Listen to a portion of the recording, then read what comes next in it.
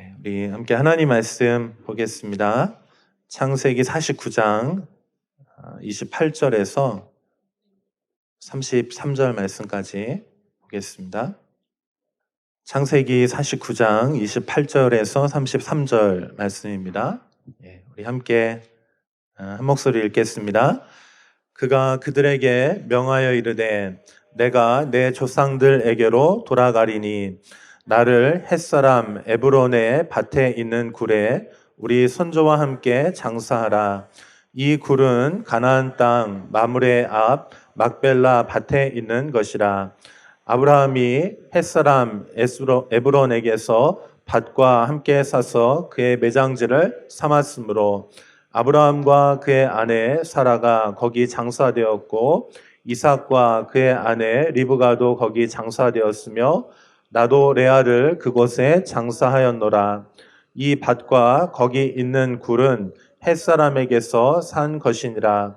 야곱이 아들에게 명하기를 마치고 그 발을 침상에 모으고 숨을 거두니 그의 백성에게로 돌아갔더라. 아멘. 반갑습니다. 반갑습니다. 반갑습니다. 반갑게 인사해 주셔서 감사합니다. 오늘 창세기 49장 이제 28절에서 33절 말씀 중심으로 좀 같이 살펴보려고 하는데, 저희가 이제 야곱이라고 하는 그 인물을 통해서 하나님과의 만남이라고 하는 주제로 여러분과 지금 이제 말씀을 나누고 있는데, 오늘이 이제 야곱의 그 하나님을 만나는 이야기 이제 마지막 이야기이면서 이제 네 번째 이야기입니다.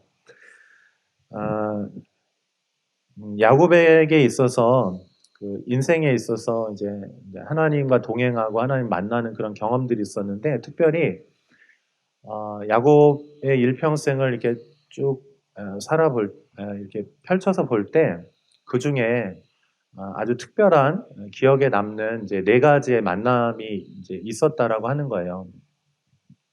우리 인생도 마찬가지입니다. 우리가 이제 일평생을 살아가는데 만남이 굉장히 중요하잖아요. 근데 그 만남 중에서도 하나님과의 만남이 제일 중요하죠.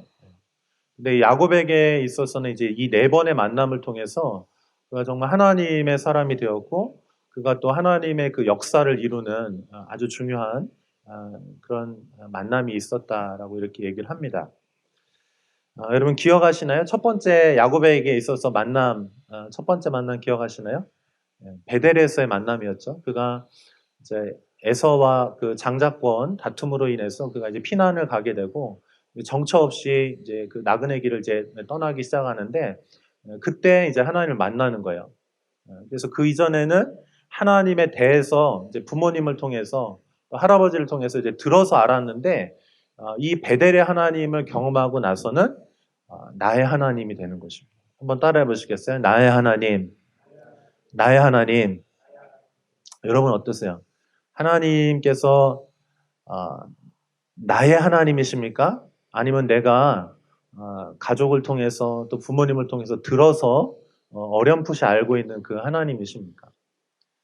경험하고 만났다는 거예요. 개인적으로. 그래서 이때부터는 야곱이 나의 하나님 이렇게 부를 수가 있게 되는 것이죠. 여러분에게도 이런 베델의 만남이 있기를 바랍니다. 그 다음에 두 번째로는 이제 분이엘의 체험이에요. 분이엘의 만남인데, 외삼촌 라반의 가정에서 최선을 다해서 살았습니다. 근데 더 이상 거기서 머물 수가 없어요. 그래서 이제 다시 아버지 고향 집으로 돌아가면서 그 큰 두려움 가운데 홀로 남겨진 그곳에서 환도뼈가 이제 부러지는 경험을 하죠. 그러면서 자기 중심적, 그러니까 하나님을 만났지만 여전히 야곱은 어떤 하나님에 대해서 알았냐면 내가 중심이에요. 그리고 나를 도와주시는 하나님 정도를 알았단 말이죠. 근데 이 분이엘의 하나님을 만나고 나서는 그 중심이 바뀌는 거예요. 어떻게 바뀌냐? 나를 중심으로 하나님을 만나는 게 아니고 하나님이 중심이 되시고 내가 하나님께로 중심이 맞춰지는 거예요. 그래서 이전에는 노력하는 인생이었는데, 노력하는데 누가 자꾸 내 걸 빼앗아가는 거예요. 훔쳐가는 거예요. 그러니까 이제 고통스러운 거죠. 근데 이 분이엘의 체험을 하고부터는 하나님의 은혜의 삶이 시작이 되는 거예요. 그러니까 여러분 인생 가운데 하나님과의 만남 가운데 이 은혜의 하나님을 만나신 여러분 되시길 축복합니다. 그럼 인생의 주도권이 바뀌어요. 주님이 정말 주님 되어 주셔서 내 인생을 이끌어가 주시는 겁니다. 육체적으로는 이 환도뼈가 부러졌기 때문에 다리를 절어요. 남들이 볼 때는 불쌍해 보여. 근데 실제로는 하나님과의 관계에 있어서는 하나님께서 책임져 주시고 인도해 주시는 그 축복의 삶이 열리기 시작하는 거예요. 자, 그리고 나서 이제 세 번째 만남, 지난번에 얘기했죠. 하나님을 만났습니다. 하나님이 내 삶의 주인 되셨어요. 근데 인생을 살다 보니 어느새 뭔가 자꾸 섞이는 거예요. 타협하게 되는 거예요. 하나님께서 다시 그를 만나주시면서 다시 베델로 올라가라. 그 베델에서 정결케 하시고 내 모든 우상들을 다 묻어버리죠. 하나님 한 분만이 나의 전부이십니다. 이 고백을 주님이 받으시면서 내가 너의 삶의 전부가 되어줄게. 이 고백을 하나님께서 해주시는 거죠. 자, 그리고 나서 이제 여러 스토리가 또 쭉 있는 거죠. 자녀들이 이제 태어나고 또 뭐 그 과정 안에서 요셉, 야곱이 가장 사랑했던 이 요셉이 이집트로 이제 노예로 팔려가게 됩니다. 그리고 우여곡절 끝에 이제 총리가 됩니다. 근데 그때 무슨 일이 벌어집니까? 큰 기근이 벌어지는 거예요. 그래서 이 기근으로 말미암아 모든 사람들이 다 죽게 생겼어요. 근데 하나님께서 정말 다시 그들을 만나게 하시고 그들을 이집트로 초청하게 하세요. 그래서 이집트로 이제 가게 되는 그런 스토리 안에서 오늘 이제 배경의 이야기가 이제 나오는 것입니다. 자, 창세기 47장 8절에서 9절이 이 본문의 좀 배경이 되기 때문에 여러분과 함께 좀 같이 읽고 조금 더 설명드리도록 할게요. 우리 같이 한번 읽어볼까요? 8절에서 10절입니다. 시작. 바로가 야곱에게 묻되 내 나이가 얼마냐? 야곱이 바로에게 아뢰되 내 나그네 길의 세월이 130년이니이다. 내 나이가 얼마 못되니 우리 조상의 나그네 길에 연조에 미치지 못하나 험악한 세월을 보내었나이다 하고 야곱이 바로에게 축복하고 그 앞에서 나오니라. 요셉은 이집트의 총리가 되어 있고 그 총리 위에 왕이 있죠. 왕을 바로라고 불러요. 근데 그 바로라고 부르는데 그 바로 앞에 이 야곱의 가족들이 그 70여 명 되는 그 가족들이 다 섰습니다. 그리고 그 대표로 이제 야곱이 왕 앞에 선 거예요. 바로 앞에 섰습니다. 근데 바로가 묻는 거예요. 야곱의 행색을 보면서 이렇게 묻습니다. 내 나이가 얼마냐? 이렇게 묻는 거예요. 자, 그러면 어떻게 대답해야 됩니까? 의빈 형제의 나이가 얼마입니까? 이렇게 물으면 뭐라고 대답해야 돼요? 제 나이는 몇 살입니다. 이렇게 얘기를 해야 되잖아요. 근데 야곱은 이렇게 대답하는 거예요. 야곱이 바로에게 아뢰되 내 나그네 길의 세월이 130년입니다. 그러니까 나이가 이제 130살이라는 거예요. 그런데 자기 인생을 내 인생이 어땠는지를 표현하는데 딱 한마디로 표현하는 거예요. 한번 따라해 보시겠어요? 나그네 인생. 나그네의 길이었다는 거예요. 여러분, 나그네는 무엇입니까? 나그네라는 뜻이 뭐예요? 이렇게 사전에 찾아보시면 이렇게 정리되어 있습니다. 나그네는 자기 고향을 떠나 다른 곳에 잠시 머물거나 떠도는 사람이라고 이렇게 사전에 정의가 되어 있어요. 그러니까 자기가 원래 살던 집이 있어요. 고향이 있는데 거기에서 살 수 없어서 떠나서 이 사람이 지금 떠도는 거예요. 정처 없이 떠도는 거예요. 그러니까 지금의 상태는 어떤 상태냐면 내 집이 없는 상태예요. 그냥 돌아다니는 거예요. 떠도는 거예요. 근데 이 사람에게는 소망이 있어요. 어떤 소망이냐면 다시 집으로 돌아가고 싶은 그 소망이 있는 거예요. 이것이 바로 나그네 인생이라고 하는 것입니다. 야곱은 끊임없이 계속 그 인생을 보면 움직입니다. 계속 나그네처럼 정처 없이 정말 떠돌아다녀요. 지금도 어디에 있습니까? 원래 고향, 아버지와 할아버지가 계시던 그 고향을 떠나서 지금도 이집트에 있는 거예요, 이집트. 자, 그런데 이 세월이 어떤 세월이었냐면, 9절에 보면은 우리 조상의 나그네 길의 연조에 미치지는 못하나, 한번 따라해 보시겠어요? 험악한 세월을 보내었나이다. 나그네의 삶을 살았는데 그 삶이 험악했다는 거예요. 자, 여러분, 이 야곱의 이 인생의 이야기를 보면 우리의 모습하고 참 닮았습니다. 우리의 삶을 여러분 한번 가만히 살펴보십시오. 우리의 삶이 이 야곱의 삶 같아요. 나그네 인생입니다. 그런데 그 야곱의 나그네의 삶이 어땠냐면 험악했다는 거예요. 그 조상들은 더 오래 살았어요. 근데 야곱은 그거보다는 나이가 못 되었지만은 자신의 삶을 표현할 때 나그네 인생으로서 떠도는 인생이었으며 또한 험악했다는 거예요. 여러분 험악하다는 게 무슨 뜻인지 알죠? 아무런 고통 없이 이렇게 고운 인생이 아니고 정말 풍파를 견디면서 어렵게 그렇게 살았던 인생이다. 이렇게 얘기를 하고 있습니다. 자, 이렇게 이야기를 하고 나서 그 다음 장면이 뭐냐면 야곱이 이제 잠시 후면 이제 유언을 하고 이제 죽는 모습이다. 이제 오늘 우리가 이제 본문으로 읽었던 본문이 그 내용이에요.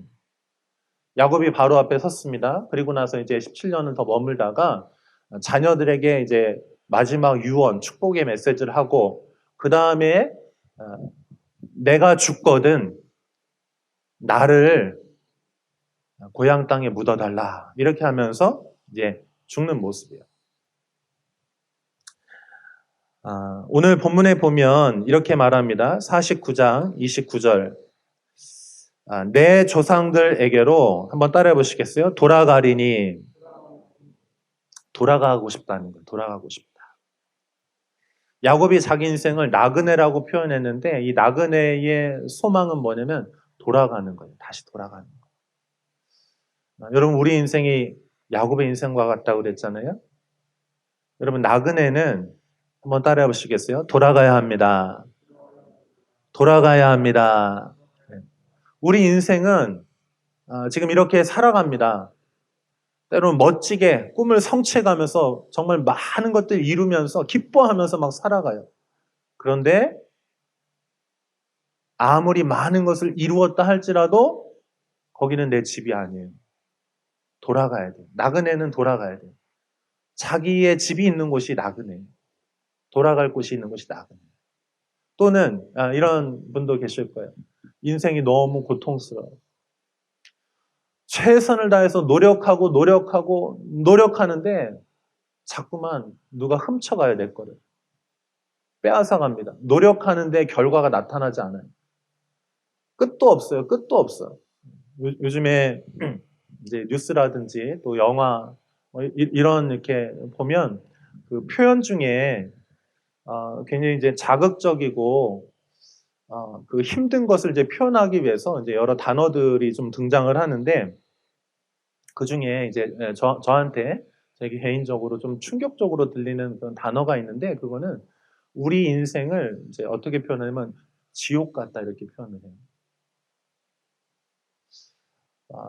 제가 처음에 이 얘기를 들었을 때는 너무 아무리 그래도 어떻게 그런 단어를 이제 사용할 수 있을까라고 좀 생각을 했는데 근데 제가 그 단어를 이제 접하고 또 우리 이제 사랑하는 청년들의 또 이야기를 듣고 또 이렇게 이제 만남을 갖고 하면서 너무너무 정말 그렇게 느껴지기 때문에 그렇게 이야기를 한다라고 생각이 들었어요.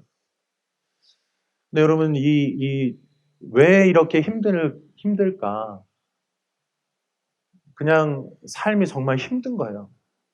그런데 더 힘든 건 뭐냐면은, 힘든 것도 힘든 거지만은 왜 지옥 같다라는 그 표현을 왜 쓰냐면은, 아, 지옥의 특징은 소망이 없는 거예요. 소망. 정말 힘든데 그 끝이 있으면 견딜 수 있어요. 이게 끝난다라고 생각하면 할 수 있는데 끝도 없이 계속해서 하는데도 끝이 안 보이니까 거기에 계속 머물러야 된다라고 생각하니까 너무 고통스러워. 그래서 그런 표현들이 나오는 거죠. 근데 여러분, 소망이 있어요. 소망이 뭐냐면 한번 따라해 보시겠어요? 아무리 힘들어도 끝이 있다. 끝이 있습니다.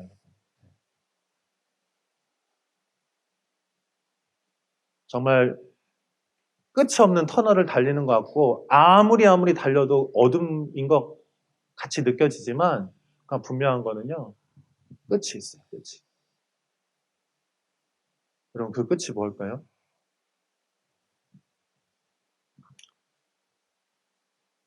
야곱이 험악한 인생을 살았거든요. 근데 그 끝이 있어요. 그 끝이 무엇입니까? 죽음입니다. 죽음.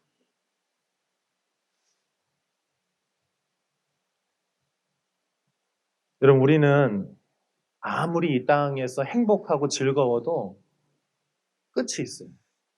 또 아무리 고통스러워도 정말 끝날 것 같지 않게 느껴지지만 아니요. 끝이 있습니다. 그리고 그 끝에는 우리는 돌아가야 돼요. 그럼 여러분 우리는 어디로 돌아갈 수 있고 또 어디로 돌아가야만 합니까? 야곱은 자기 조상들에게로 돌아간다고 이렇게 표현하고 있어요. 여러분이 돌아가실 곳은 어디인가요? 우리가 죽는다라고 하는 표현을 또 다른 말로 돌아간다, 돌아가셨다 이렇게 표현하거든요. 한국 표현도 그런데 여기 히브리적인 표현도 그렇게 돼 있는 거예요. 내가 내 조상들에게로 돌아가리니 돌아갈 곳이 있다는 거예요. 근데 여러분은 이 삶을 마무리하시고 어디로 돌아가시겠어요? 여러분이 돌아가야 할 곳은 어디입니까?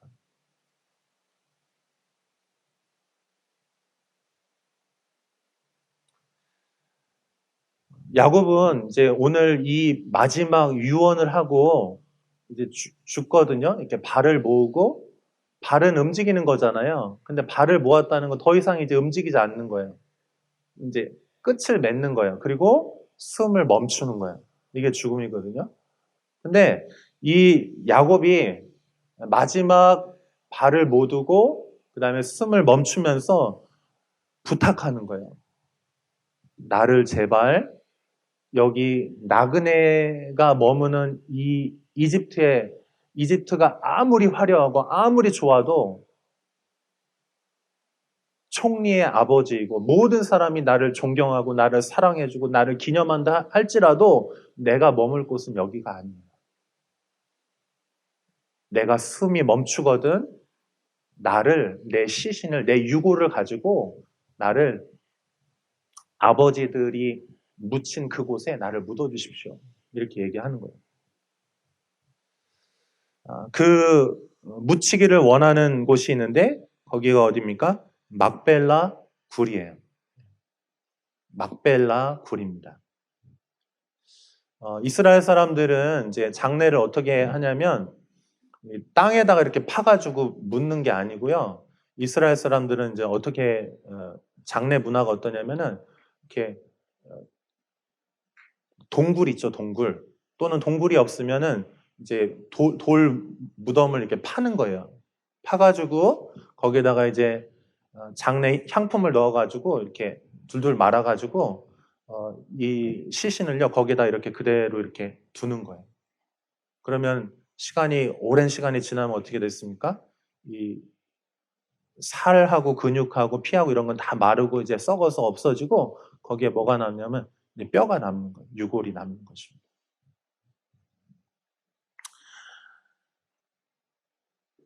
야곱은 돌아가기를 원했어요.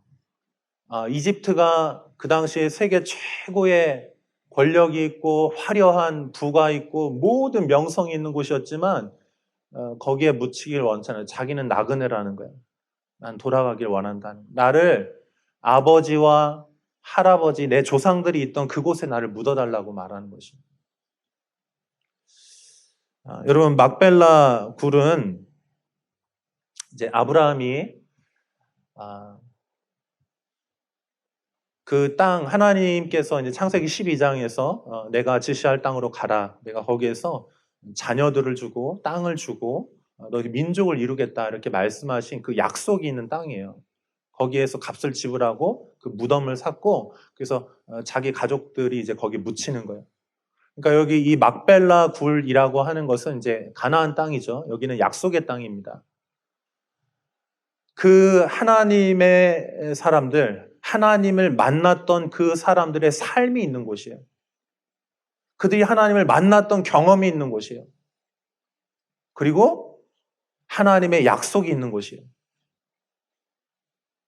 나를 거기에 묻어달라. 내 뼈를 거기에다가 묻어달라. 내 시신을 거기다 두라는 것입니다. 그 얘기는 야곱이 진정으로 원하는 것이 있는데 하나님과의 그 만남, 하나님과 동행했던 그 삶, 그리고 마지막 하나님께서 약속하신 그 약속에다가 나를 거기에다가 붙들어 매달라는 거죠.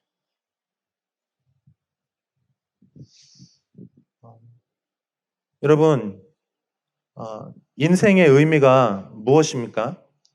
우리 인생은 너무 바쁘게 돌아가요. 그렇죠? 잠시도 우리의 눈과 귀를 그냥 두지 않아요. 이 세상이 가면 갈수록 더 기술이 발달하면서 우리의 모든 시각과 청각과 촉각과 미각과 그 모든 것을 사로잡아서 정신없이 바쁘게 막 움직여요. 이 세상의 가치관들이 그렇게 우리를 움직이거든요. 그래서 우리는 진짜 우리가 누군지에 대해서 생각할 시간을 갖지를 못해요. 근데 이거는요, 사탄의 속임수예요. 여러분, 인간이 어떤 존재입니까? 인간이 어떤 존재입니까? 나는 누구입니까? 나는 좋은 것을 먹고 즐기고 듣고 이 땅에서 내가 원하는 모든 것을 얻으면 만족하는 존재입니까? 근데 세상 가치관은 그렇게 말해요. 네가 원하는 것들을 노력해서 모든 것을 얻으면 그것이 성공이고 그것이 행복이다라고 말해요. 하지만 여러분 가만히 한번 생각해 보세요. 기쁘고 만족스럽고 좋습니다. 하지만 가만히 생각해 내 존재가 어떤 존재인가? 여러분 우리는 사람이에요, 사람. 동물이 아니에요. 동물은 맛있는 것을 먹고 편안한 잠자리가 있고 이 땅에서 누리는 것들로 인해서 기뻐해요. 동물들도. 또 여러분, 우리도 육신을 가졌기 때문에 그것으로 인해서 기뻐합니다. 하지만 우리는 돌아가야 할 집이 있는 존재예요.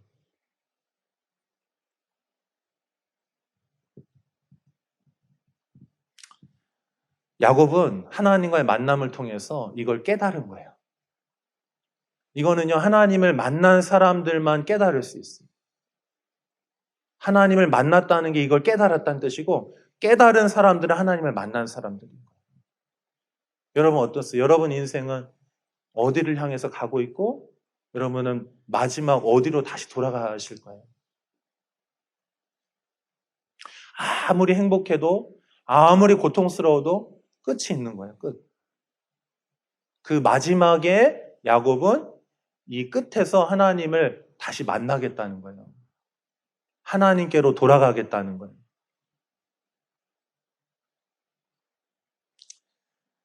여러분 인생의 목적과 여러분의 삶의 의미는 어디에서 찾고 있나요?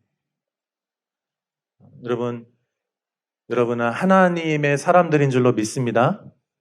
하나님이 여러분 창조하셨고 여러분 향한 계획을 가지고 계시고, 그리고 하나님과의 그 만남을 통해서 여러분 진정한 그 의미들을 찾을 수 있으실 거예요.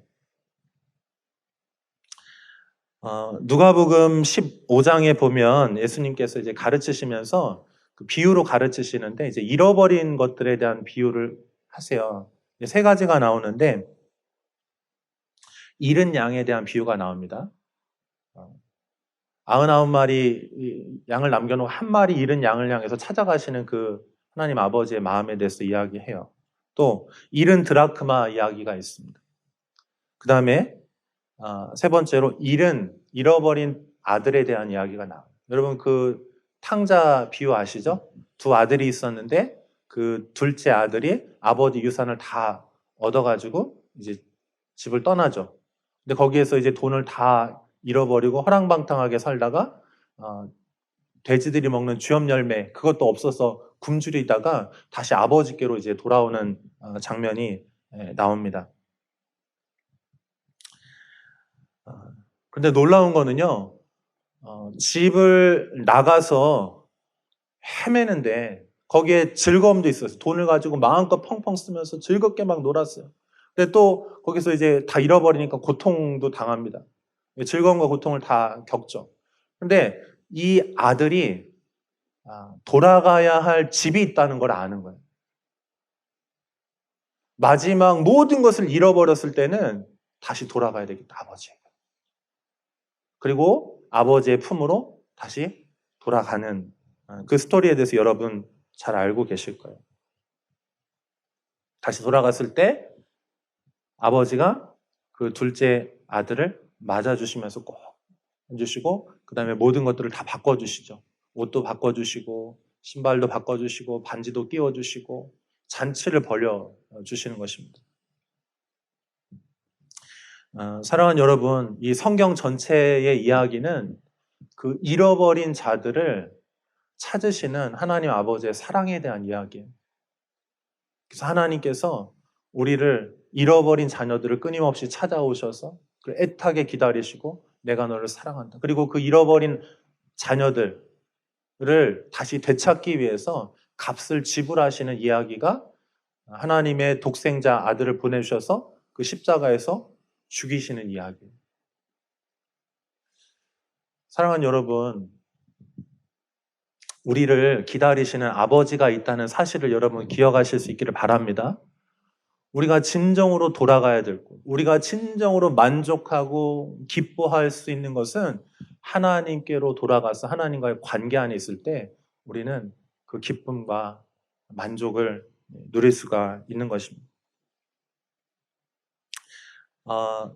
누가복음 15장 22절에 보면 이제 아버지가 여러 가지들을 이제 공급해 주시는데 그 중에 하나 좀 제 마음에 특별히 지난 한 주간 계속 제 마음에 좀 하나님께서 이제 좀 감동을 주시는 말씀들이 있어서 여러분하고 이거 나누고 좀 기도하기를 원하는데요. 22절 한번 좀 같이 읽어볼까요? 누가복음 15장 22절 같이 읽겠습니다. 시작.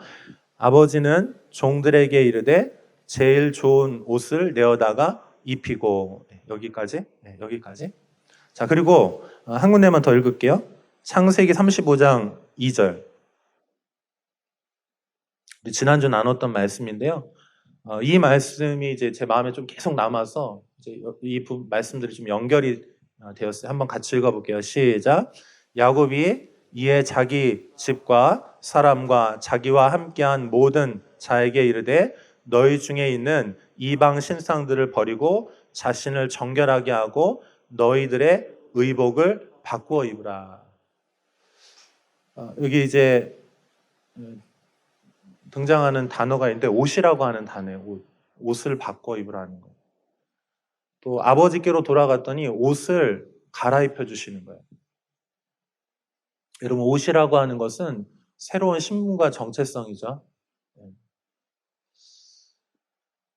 하나님께서 지금 우리에게 요청하시는 것이 있어요. 여러분, 이제 옷을 갈아입으실 때가 됐어요. 여러분 아버지께서 주시는 그 옷으로 여러분 갈아입으시기를 바랍니다.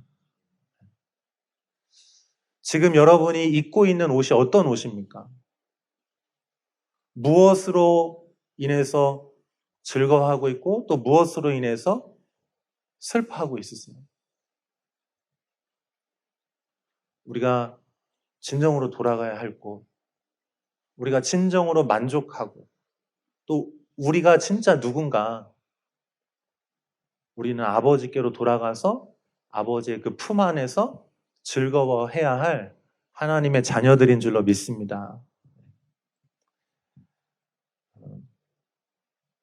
사랑하는 여러분, 우리가 하나님의 이 말씀이 돌아오라는 것이에요. 그래서 옷을 갈아입으라.